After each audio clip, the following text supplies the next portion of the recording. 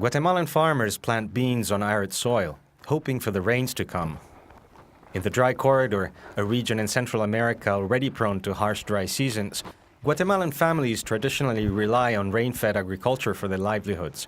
And changing weather patterns and increasing lack of rainfall are having a severe impact on their lives. This year, farmers have lost up to 80% of what they planted. Some have been unable to grow anything for the last 3 years and have to now rely on food aid for survival. There have been huge losses because the winters are short and the harvests are bad. This year, the winter should have arrived a month ago, but it still hasn't rained.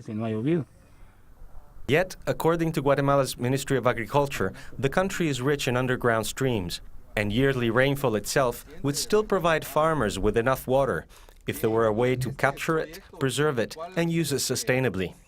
There is the possibility of canalizing water. There is the possibility of drilling wells, because in Guatemala, we are wasting our water resources. To help farmers like Alfonso face these increasingly difficult conditions, IFAD, the UN's International Fund for Agricultural Development, is supporting the construction of water collection tanks and new irrigation schemes, as well as the renovation of abandoned ones, bringing water where there isn't. We are rehabilitating more than 6,000 hectares of land. We are introducing alternative ways to use the land and to make a more efficient use of the water that is available as a natural resource, with less waste.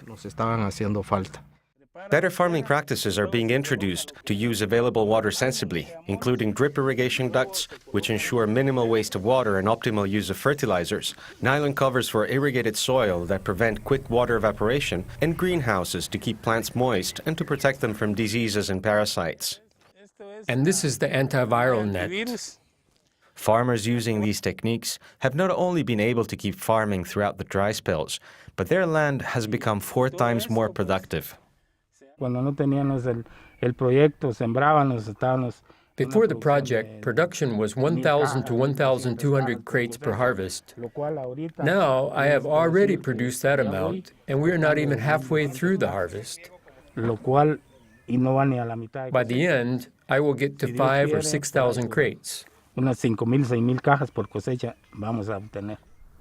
In 2014, responding to requests from the Guatemalan government for greater efforts in adapting to climate change, IFAD increased the budget of what was just a pilot project to reach more people and cover a larger area.